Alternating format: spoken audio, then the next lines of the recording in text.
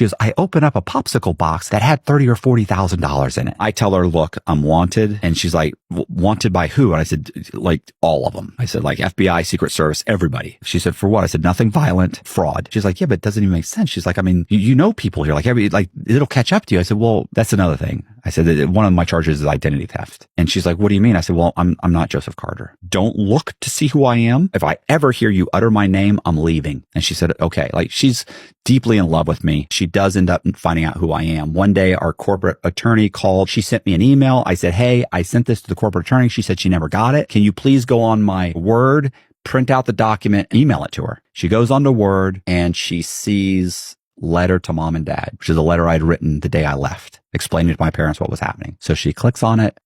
George and Margaret Cox, Matthew Cox. She looks up Matthew Cox. Boom. Bank fraud, mortgage fraud, Secret Service's most wanted, FBI. I didn't even know there were this many articles. Like, you know how you hit the history bar? I mean, wow. It was like, woo, woo. I mean, she spent all day. So when I get home, I go to turn off my computer, and you know how you go to close things out, and I saw that Word was open. I go to close out Word, and the last thing that's open shows up, and boom, letter to mom and dad. Immediately hit the history bar. Whoa!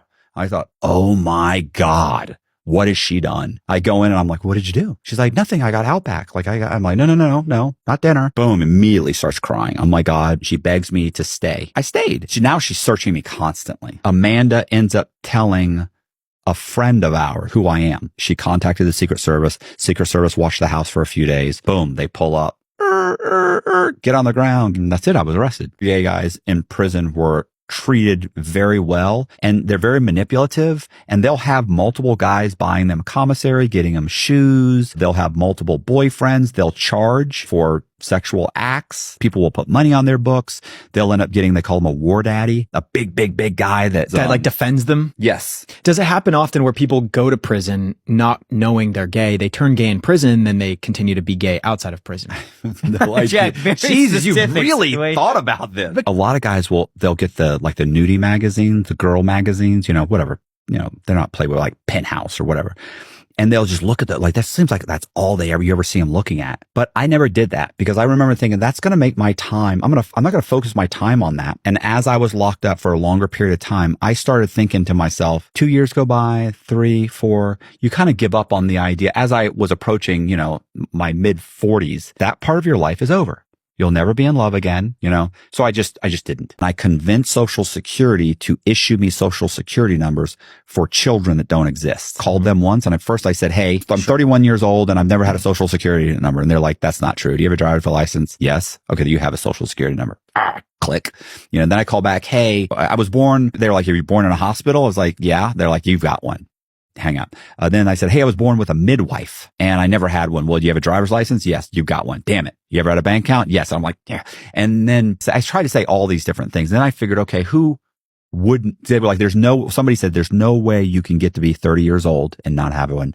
Get your driver's license, come down here. We'll look it up for you. I went, yeah, I'm too old. So I call back and I say, hey, listen, I got a 3-year-old son. He was born with a midwife. He never had a Social Security number issued to him. And they went, okay, well, come down here. Bring your son, hang up, call back. I say, I can't. He's in, Colombia with my wife or wherever. She's going to have him there for the next year or two. But I need this to claim him on my taxes. And one woman says, yeah, oh gosh, that's too bad. How old is he? And I went, oh, he's 3. And she goes, that's too bad. I said, well, why? She goes, well, if he was under 12 months old, he wouldn't need to show up. You could just bring his birth certificate and his shot record. Yes. I hang up, call back. Hi, my son was born with a midwife. He's 10 months old. He's out of the country. How do I get a Social Security number? They said, bring his birth certificate and his shot record. So I go online. I print out a shot record for Hillsborough County Vital Statistics. They show you how to print one out. They even fill it out. They have one that's an example of one that's filled out. Use the date of birth, right, that I just chose for this fictitious person. Then I made a fake birth certificate. I ordered the security paperwork, one of those, you make a copy of it and it says void if copied. Like I get that. It's multicolored. You order like 1,000 sheets of it. It comes. I go into Social Security. I give them that, give them the shot record. They go, oh, that's so weird. Hold on. They check and they go, oh, wow, you're right. He doesn't have a Social Security number. They go, you'll have one. Here's your stuff back. They gave me a little printout that said almost nothing, that I had ordered one or something. They said, you'll have one in 10 days. Sure enough, 2 weeks later, boom, comes in the mail. I put $50,000 in a coffee can and I buried it outside of my house. I even did like the whole, you remember the movie The Goonies? I counted the steps and everything and I buried the money. When I get pinched like 3 weeks later, yeah, more or less 3 weeks later, when I get arrested, I forgot about that money till I was already locked up for a while. And then it hit me. I was so high that day. I'm like, oh, shit. I remember burying this money. And when I got out, I didn't know how to go back to get that money. When I go back to look. Because the house is sold? Yeah, I lost the house. Oh, yeah. Yeah, that house, the feds took that house. So you got to go into somebody else's backyard? Somebody else's backyard, bro. And the thing is, no, this is like a movie. The person, when I got out, the person who bought my house, there was a police car outside of my house. So I don't know if the husband or the wife or somebody in the house has a police car. So when I went back, I'm looking at the house like, bro, like I drive off. I've actually passed 4 times before I decided, no, bro, this is my house. I know my house. And it was crazy because about when I did the Johnny Mitchell show, that house was for sale. I was trying to buy that house back. I was trying to buy it like now that I'm legit and this and that. And they had the house sold. They were selling the house for almost $5 million. And I was like, yo, that's a lot of vegan chicken. Right. You know what I mean? But when I owned that house, I paid $600,000 for it. And it was valued at like when they took the house from me, my house was valued like at $1 million. And I paid $600,000 for it. And I almost paid it cash. I paid that house off within 6 months. I paid $600,000. I had a hookup with the bank, and it was like $50,000 here, $60,000 here. I had the house paid off before a year was up. So you drove by the house 4 times? Maybe 5. Okay. And it was a police car, and I was like, damn, bro, my luck. But it was the only way for me to start over was with money, and I knew it was crazy the way I buried it and everything. I was like, 50,000 can start anybody a new life. And I felt that I had to jump the gate. It was crazy, man. Like, I jumped that gate. That not even an Olympic jump. Like, I couldn't do that jump again for $1 million. I walked on air, bro. It was a once in a million. I was there all night digging. It was crazy. I was digging, and right when this is how the devil works. I was digging, the light turns on to my room, to the bathroom. So I'm down there. I'm like, damn, the sun's about to come up. I'm like, it's crazy because all the person in the house, the people in the house, all they had to do was look out the window. They would have seen me digging. Right. They would have seen the pool, and they would have seen all the holes all around you know what I mean? So if I wouldn't have found it, and that's when the adrenaline kicks in, that I'm like, damn, bro, it's like, how do I make this? If I leave, they're gonna dig and find it.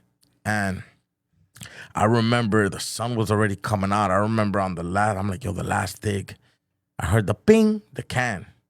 And all this shit about where you bury something, bro, listen, I know where I buried it. That shit moved. That shit, it was like all the way on the other side of the yard. Like, I was like, come on, bro, the tree's here. I buried it 6 steps from the tree, and you're telling me he's all the way on the other side? I don't know, man. The devil's real. But I found it, and that's how I opened up my first mattress store with those 50,000. She put 3 or 4 people on the payroll of the company who did not exist and began basically clocking them in and out every couple days and generating paychecks for labor that never happened. And then me and a brand new agent right out of the academy went to go to her house to knock on the door to interview her. Sat in her living room and said, listen, I wanted to talk to you about this situation at work. There were some employees that were placed on the payroll that weren't actually doing any work. And so then I scooted my chair around the table and sat next to her and put my hand on her arm and said, Nanny, we need to talk. And I go, there's an easy way and a hard way this can happen. We know what occurred. We have all the records. We know where the money was going. We know how this all went down. I think it might be in your best interest to take the path of least resistance and tell me your side of the story. Because I don't believe that you did this because you're a bad person. I believe you did this because you have an extraordinary need for money in your life to support your family and kind of pay the bills. And then she broke down immediately and gave me a full confession. Loss was quantified at $224,000 that she had enjoyed. She pled guilty. And there was nowhere nowhere else for her to go. Got 21 months in prison. Never had a social security number issue. And they were like, how old are you? And I was like, I'm 31 years old. Do you have a driver's license? Yeah, you have a social security number. And hang up, call back. My son is 3 years old and never had a social security. Oh, okay. Was he born in a hospital? Yes. Well, he has one. Get your son, come in here. No, I'm not doing that. Hang up. So I called back probably 10 times. I kept altering it. So I got to the point where I was saying, my son is 10 months old. He's out of the country, born with a midwife, never had a social security number. And then they go, oh, okay, that's fine. Just get his birth certificate, his shot record, and you can come in, fill out the paperwork. We'll issue you a social security number. And that's what I did.